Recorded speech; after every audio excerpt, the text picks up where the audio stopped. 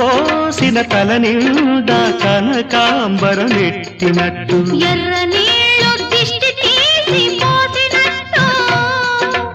ఎర్ర నీళ్ళు దిష్టి తీసి పోసినట్టు కర్పూరం హారతి ఇచ్చినట్టు ఆకాశం ఎందుకో పచ్చబడ్డది ఆ నడుమ బొట్టేమో ఎర్రబడ్డది వీచే గాలుల తాకిడి సాగే గువ్వల అలజడి